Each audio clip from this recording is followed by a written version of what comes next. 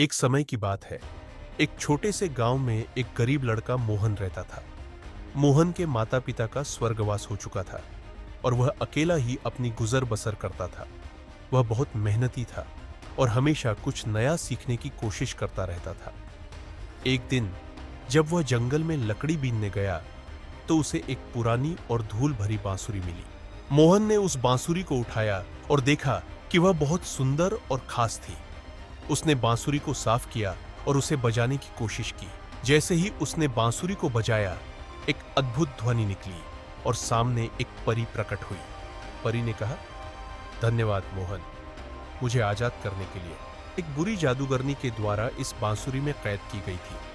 अब तुमने मुझे मुक्त कर दिया है, इसलिए मैं तुम्हें 3 इच्छाएं पूरी करने का वरदान देती हूं। मोहन बहुत खुश हुआ और सोच में पड़ गया कि क्या मांगे। पहले उसने सोचा कि उसे ज्ञान चाहिए ताकि वह समझदार बन सके। उसने पहली इच्छा व्यक्त की, मुझे दुनिया का सारा ज्ञान चाहिए। परी ने अपनी जादुई छड़ी से मोहन के मस्तिष्क को स्पर्श किया और उसे हर प्रकार का ज्ञान प्रदान कर दिया।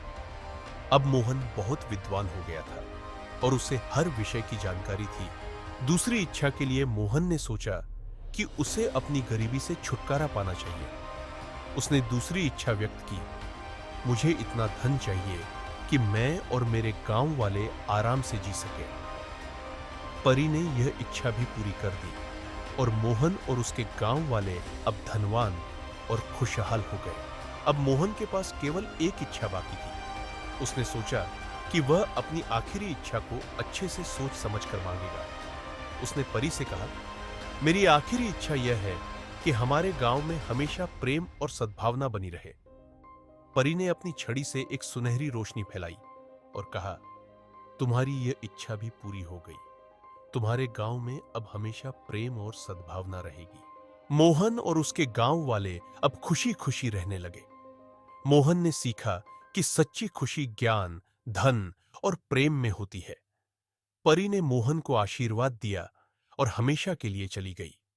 इस तरह मोहन और उसके गांव की कहानी हमेशा के लिए प्रेम और सद्भावना की मिसाल बन गई।